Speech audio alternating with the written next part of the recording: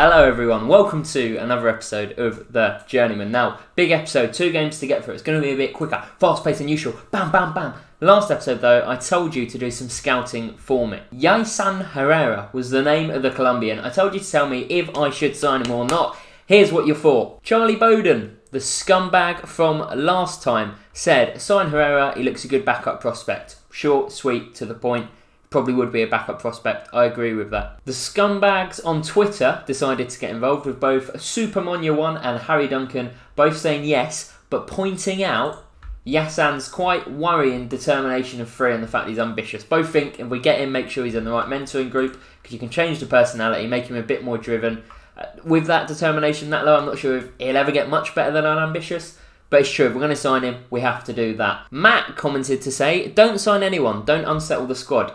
Like, are you thick? Are you actually stupid? I prefer you don't watch my videos if you're going to be that much of a tool. Obviously, we're going to sign some players because the squad always has to be improved and I bring in a lot of youth. So it's like you haven't even been watching the series, mate. In fact, why don't you piss off? I don't even want your comments anymore. Matt, we're taking that out of consideration. The final comment was from Yanis, who I imagine he's Greek. He says, sign the youngster. He's a powerhouse, he's really young, and he's Colombian, so he may have a little powder, which will be useful in the later stage of the season. Now, what Yanis is getting at here is a racist, xenophobic stereotype against Colombians. And I think to pick on someone just for their nationality is so typical of what a Greek person would do, because they're all scumbags, the Greeks. So everyone thinks I should sign him, so I negotiated.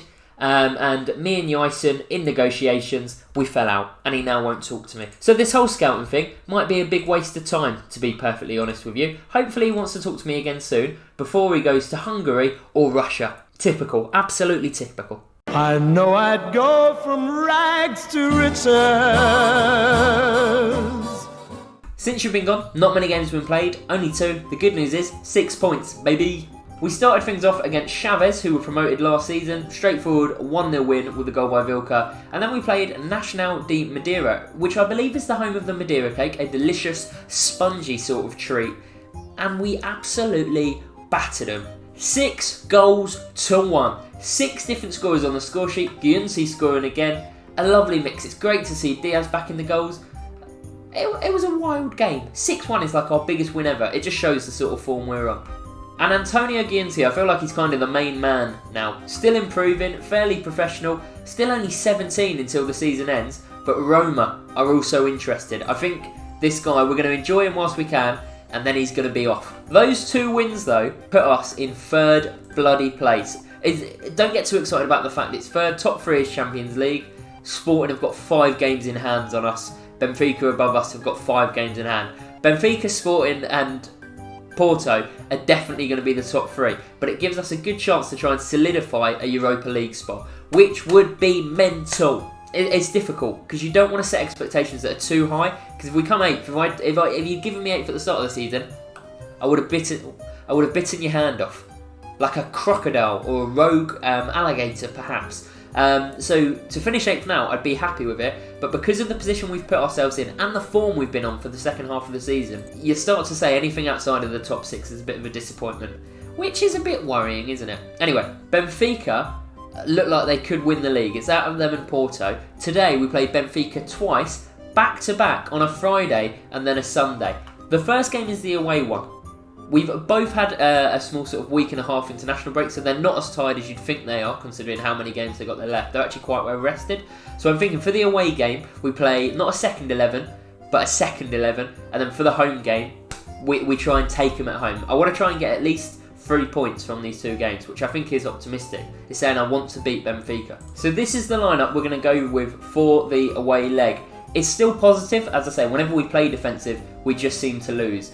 So Miguel Silva, Pavel, Coho, Deli Bashiru, Guionti, DiMarco, Ilya, our starting left back. A lot of first teamers are left out. The plan here, tire them out, hope they play the first team, give them a good game, and then get them at home. Let's go into the away game now. A 2-gamer. We don't really have any time to muck about and do anything silly. Now here's me juggling. No, would have been nice though, wouldn't it?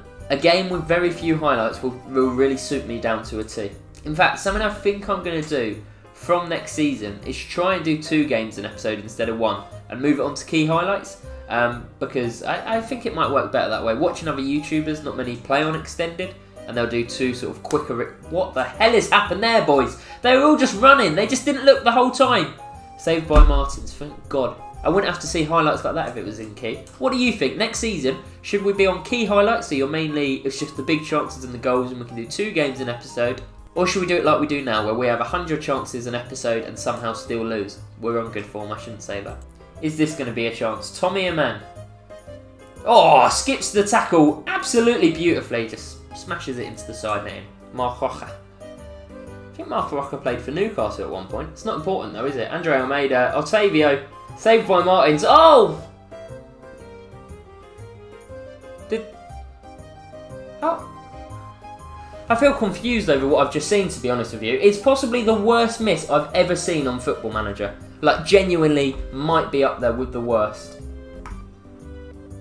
He's made up for it very quickly. He's offside. Absolutely lovely. Right, we're under the cosh a bit. For this one, I'm going to change it to key. Where we're playing the second team, I'm not expecting much from this game. I don't really want to just watch highlights of Benfica battering us all game. A good manager would watch the full 90 minutes here to see how Benfica play, and then 2 days later when we play him again, take him to pieces. But I'm not a good manager, am I? Oh wait, I'm third with Villafranca, so I can't be too bad. I think there's a poltergeist in my house or something. The door next to me is going mental, like there's a runaway train. Why? Andre, you don't play often, mate, yeah? And like, I talk to you before the game, I say, Andre, grab this opportunity with both hands.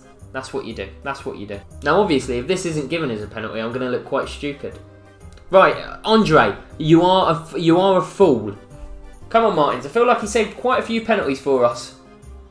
Oh, so close. I have a needle stuff. Can we win that ball back? Bakayoko's gone over the top. Lacasio's easily beaten, but Otavio strikes it wide. It's difficult. It's the second team, yeah? Like, I went into this expecting to lose, but where we've been on good form, watching it kind of play out in front of you, you can't help but be like, come on, I expected better than this. Andre Almeida whips it in. He's in loads of space. They've missed another sitter. We're quite lucky. What on earth are you doing, lads? Good save, Martins. The fire up has taken place. How's it going to work? Could this be a chance? You're all fired up now. There's no excuses for not scoring. How is that a highlight? Or maybe it will be us who score. Andre Diaz, Vilca, good through ball. A man, please. Ah! Oh! He's in the process of being subbed off. We can catch him like that, yeah? We're like a spider, the opposition of a fly. One moment and we'll clap him. Clap him. Free kick out wide for Benfica to kill off the game. They've killed off the game. Rafael Brito scores. 2-0 to be expected. Right, let's go balanced. Let's start saving some energy. Vilca, here we go. Fang Gang, get ready to post down below that Fang should start every game. Right, I thought he'd pass it to Fang. Otavio has a free kick with only a few minutes to play. All the way around. Good save by Martins. Lovely play. Deli Bashiru intercepts. Oh, we're going to get one last chance. Go on, Deli. Go on, Deli. Off the bench. Deli Bashiru. Diaz. Oh, I mean, they've got a good goalkeeper. That's one thing we've learned from this. They've got a very bloody good goalkeeper, haven't they? Gee, how have we not scored there? 2-1 looks so much more respectable than 2-0 as well. 2-0 is like, right, game over. 2-1, it's like, whoa, we had him for a minute. There we go. The home game has been lost.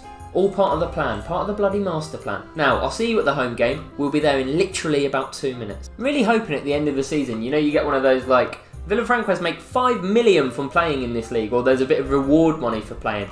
Because we are still just losing money week in, week out. With a stadium that is 99% full most weeks, making money off transfers, and the lowest wage budget by some distance in the league. And we're still losing money every single month. Happy Christmas Eve! I'm recording this way before Christmas Eve, but it will be Christmas Eve for you. So, happy Christmas Eve. It's probably a bit of a depressing Christmas, innit? What you gotta do? Same for everyone, sadly. Buckle up, we're about to play Benfica, yeah? Forget any family Christmas problems. You're here at Villafranca. You're in my home, my football home. Genuinely though, on Christmas, anytime, my DMs are always open. So if you are ever feeling, you know, I don't want to say depressed or anything like that, because you know, it doesn't have to be that deep. But if you ever just want someone to chat to on Christmas, whenever, drop me a message. I'm sure I'll find time for you in my very busy schedule. I think that last game was the first time we've lost with the Jesus cross on. If you're up there, Jesus, being born tomorrow, it's 2000 and some years ago, Christ Almighty. please, as a Christmas wish, my Christmas wish to you, let me win this next game of football. Amen. I think this is the best we can do it. I should have played Castro in that first. Oh, they're both tied actually. Right. We'll start Castro because Vilka's a bit more of a live engine, so we can come on late doors if he needs to. Here we go. This is the team I think gives us the best chance of beating Benfica. Just a few days ago we played him. Now we take him on again, hoping for a better performance than last time. The proper lads are here this time. It was very sus, the last performance. It was the imposter Villafranca squad. It was the squad that if we get into the Europa Conference League, a squad that will probably play quite a lot next season when we've got more games. The best team are out today. I want to see better. That isn't what I meant when I said I want to see better. Absolutely not. If you're thinking, is this what he had planned?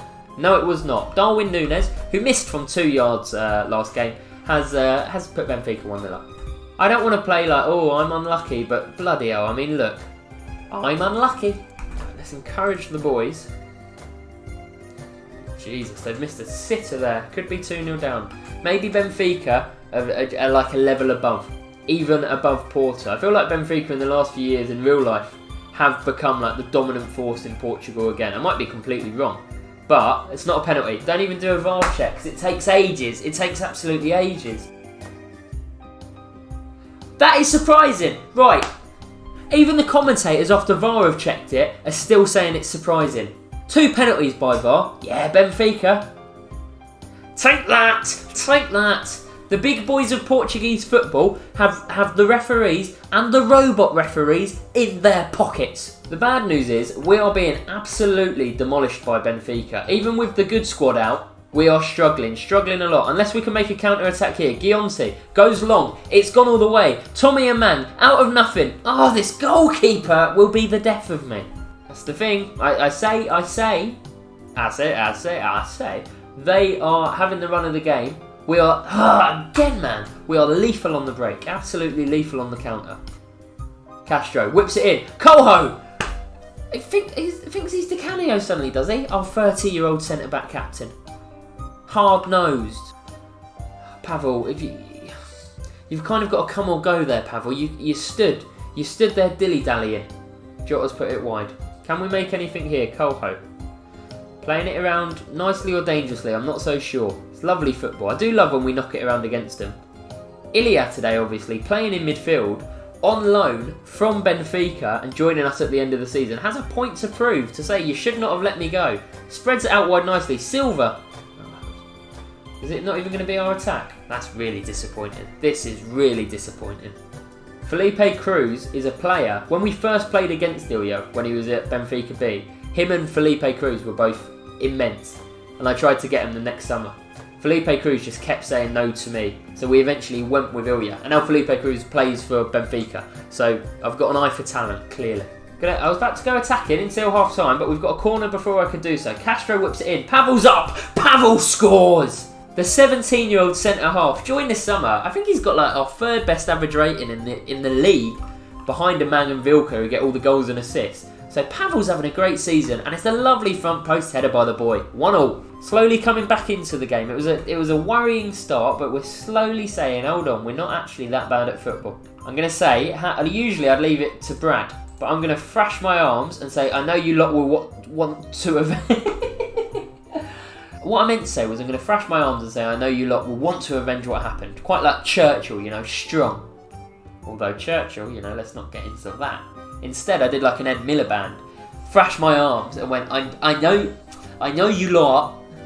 And now I feel like I'm being offensive. I'm not meaning to be, as my own stutter. I think we're just going to encourage the boys because things are going well. Look, this second half, it's us who are having the chances, the shots. Who knows where they're from, but it's us who are having them. Highlight here. Guionci.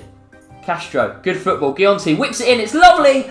Oh, man just misses. We're going to go attacking because we are taking the game to him and we have been the better team. Are you going to give me a highlight or not, game? Because this is getting a little bit silly now. Miguel Silva, let's take a risk.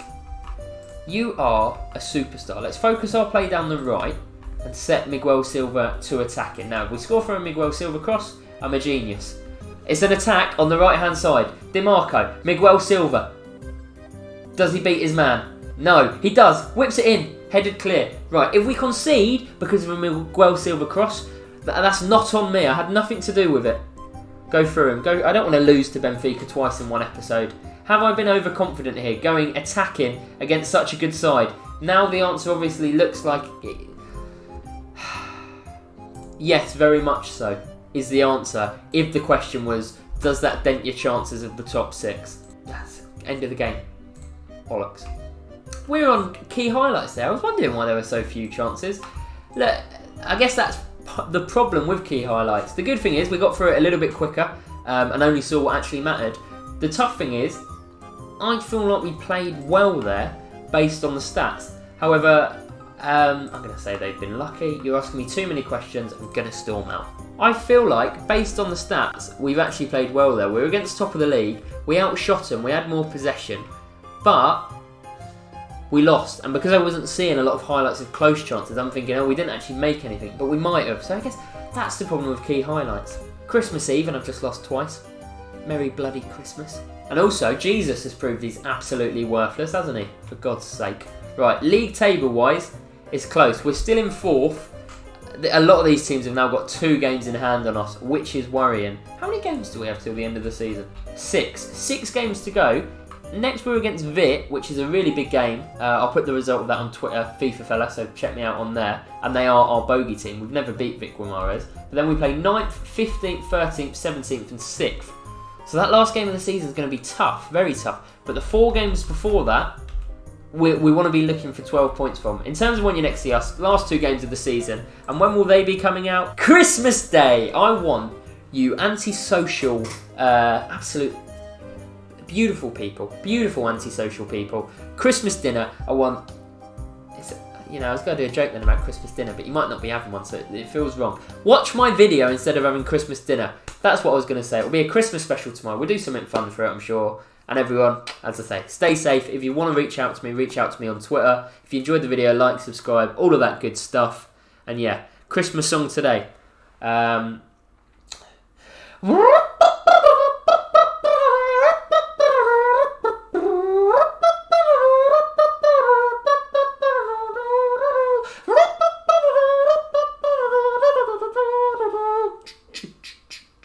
Mary Bradley waits at home. She's been waiting for years gone. I wish I was at home for Christmas.